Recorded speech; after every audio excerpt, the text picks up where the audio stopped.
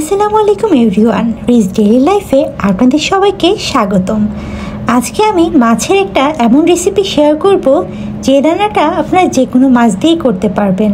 আর এর জন্য প্রধান যে ইনগ্রিডিয়েন্টটা সেটা হচ্ছে লেবু পাতা।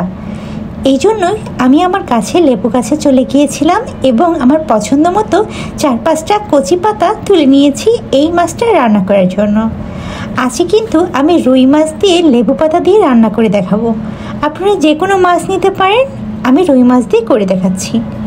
এখানে প্রথমে আমি পেঁয়াজ, রসুন আর কাঁচামরিচটা হালকা করে কিন্তু একটু ভেজে নিচ্ছি। ভেজে নেওয়ার এই পর্যায়ে আমি আদা এবং জিরা সুন্দর করে তেলে একটু ভেজে নিয়ে গুঁড়ো করে নিয়েছিলাম। তারপর এখানে হলুদের গুঁড়া 1 চামচ, ধনিয়া 2 চামচ, মরিচ দিয়েছি 1 চামচ আর সামান্য একটু, এটা আপনার ঝাল যে যেরকম খান সেরকম দিয়ে দিবেন। দিয়ে দিলাম 1 চামচ পরিমাণে লবণ। এখন এর মধ্যে দিয়ে দিব আমি পানিটা দিয়ে এটা কিন্তু আমি একটু কষিয়ে নেব কিছুক্ষণের জন্য। এভাবে করে রান্না করে খেলে কিন্তু মাছের যে আষ্টে একটা গন্ধ আছে এটা একদমই লাগবে না। এই জায়গাটায় লেবুর সুন্দর একটা ঘ্রাণ আসবে। আমার তো এই রান্নাটা খুব পছন্দ আর এর জন্যই আপনাদের সাথে শেয়ার করছি।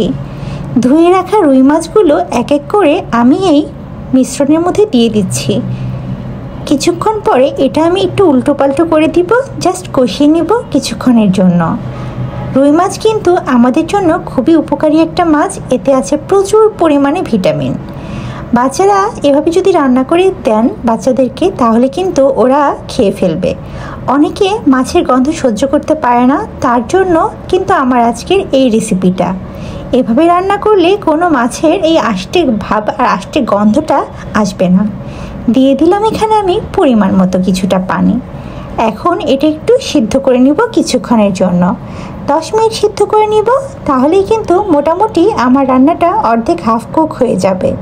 10 মিনিট হওয়ার পরে আমার যে বাগানের লেবু পাতাগুলো তুলে রেখেছিলাম সেগুলো নামানোর 5 মিনিট আগে এক এক করে আমি দিয়ে দিচ্ছি এর মধ্যে। তারপরে কিন্তু এটা একটু জাস্ট ভিতরে দিয়ে দিব এই ঝোলের। তারপরে 5 মিনিট আমি এটা ঢেকে রান্না করব। তাহলেই কিন্তু এর যে সুন্দর একটি স্মেল এই মাছের মধ্যে ঢুকে যাবে আর কোনো বাজে গন্ধই আসবে না। এই যে দেখেন আমার 5 মিনিট পরে আমার মাছের রান্নার অবস্থাটা কি পরিমাণ যে মজা আর কি সুন্দর যে একটা ঘ্রাণ হয়েছে, আপনারা বাসায় রান্না না করলে একদমই বুঝতে পারবেন না। আমার এই রেসিপিটা যদি ভালো লাগে একদিন হলেও আপনারা এভাবে মাছ রান্না করে খেয়ে দেখতে পারেন। ছোট বড় সবারই কিন্তু খুব পছন্দের একটা রেসিপি হয়ে যাবে এটা। আজকে আর না, ধন্যবাদ।